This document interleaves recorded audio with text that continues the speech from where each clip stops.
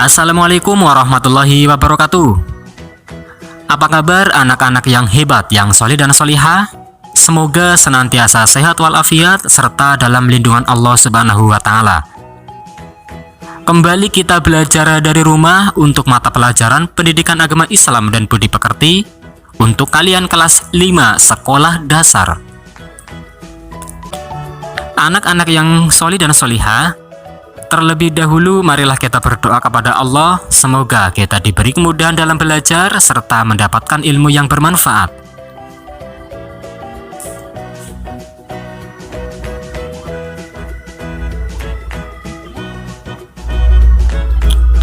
Anak-anak yang ada di rumah, setelah kita belajar bersama mengenal Allah Subhanahu wa Ta'ala melalui Asmaul Husna yang sudah kita pelajari di video sebelumnya, untuk materi kali ini yaitu tentang mengenal kitab-kitab Allah Subhanahu wa Ta'ala. Allah Subhanahu wa Ta'ala menyuruh manusia beriman kepada kitab Al-Quran dan kepada kitab-kitab yang diturunkan kepada para rasul sebelumnya. Jika kita tidak beriman atau kita tidak percaya kepada kitab-kitab sebelumnya, maka termasuk orang yang sesat. Kitab Allah Subhanahu wa Ta'ala artinya adalah kumpulan firman-firman Allah Subhanahu wa Ta'ala yang diwahyukan kepada para rasulnya melalui perantara malaikat Jibril. Kitab Allah Subhanahu wa Ta'ala disebut juga kitab suci karena berisi firman Allah Subhanahu wa Ta'ala yang bersih dari campur tangan manusia. Allah Subhanahu wa Ta'ala menurunkan kitab-kitab suci kepada para rasulnya untuk dijadikan pedoman dan petunjuk bagi umat manusia. Dengan berpedoman kepada kitab Allah, maka manusia akan memperoleh keselamatan dan kebahagiaan di dunia dan akhirat.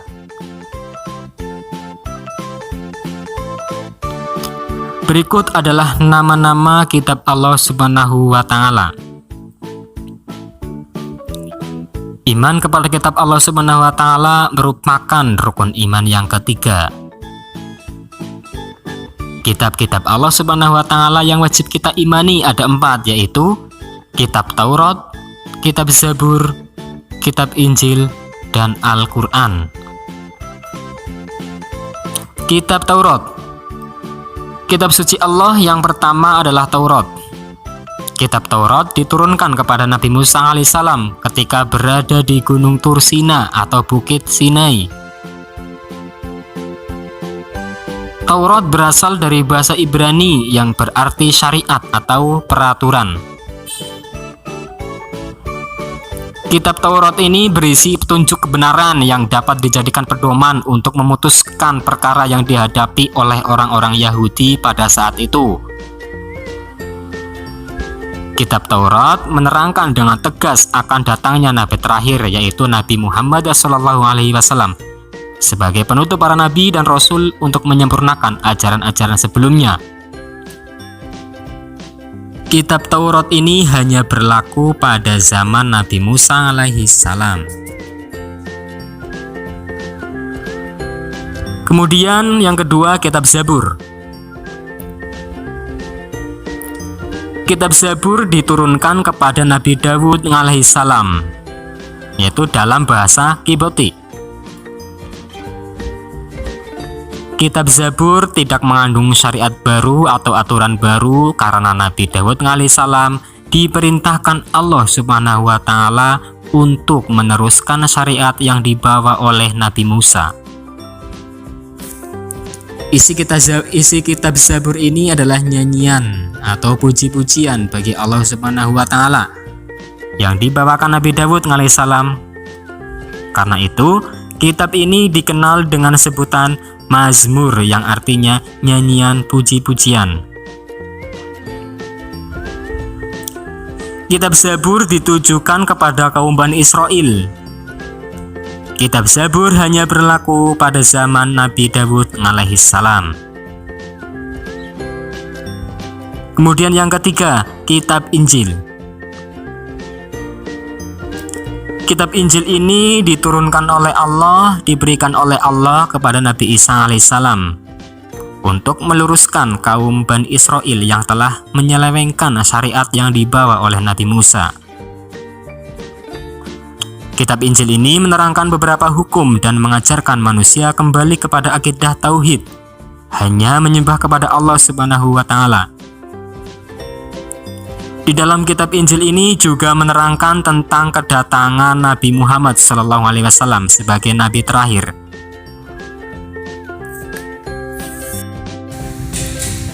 Yang keempat, Al-Quran. Al-Quran merupakan kitab suci Allah Subhanahu wa taala yang terakhir dan diturunkan kepada Nabi Muhammad SAW melalui malaikat Jibril.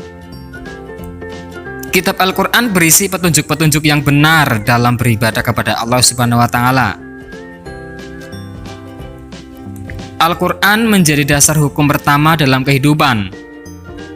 Tidak ada kitab yang diturunkan sesudah Al-Quran. Al-Quran menyempurnakan isi Taurat, Zabur, dan Injil. Al-Quran pedoman hidup sampai akhir zaman. Jika ketiga kitab sebelumnya khusus untuk kaum Bani Israel, maka kitab Al-Quran adalah kitab yang menjadi pedoman seluruh umat manusia.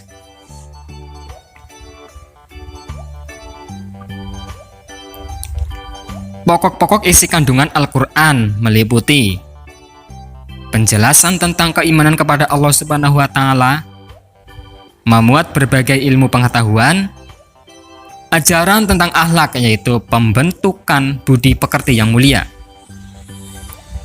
berisi tentang ibadah yaitu cara beribadah kepada Allah Subhanahu wa taala, berisi tentang penjelasan tentang hukum, peraturan atau muamalah bagi kehidupan manusia di dunia yang disebut syariah, menjelaskan cerita orang-orang terdahulu atau peristiwa yang akan datang yang disebut tarikh Islam,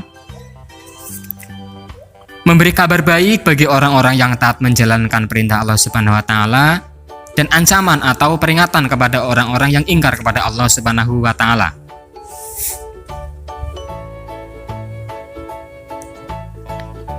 Baiklah anak-anak yang ada di rumah, untuk tugas kalian di rumah, silakan kalian membuat tabel yang berisi nama kitab suci dan berisi nama Rasul penerima. Kemudian kalian juga menulis atau membuat tabel yang berisi nama lain dari kitab suci Al-Quran dan arti dari nama lain tersebut. Silakan kalian diskusikan bersama orang tua kalian ataupun saudara kalian. Untuk selanjutnya, kita akan bertemu di video berikutnya. Demikianlah untuk anak-anak yang ada di rumah. Tetap semangat belajar, berdoa, dan beribadah. Assalamualaikum warahmatullahi wabarakatuh.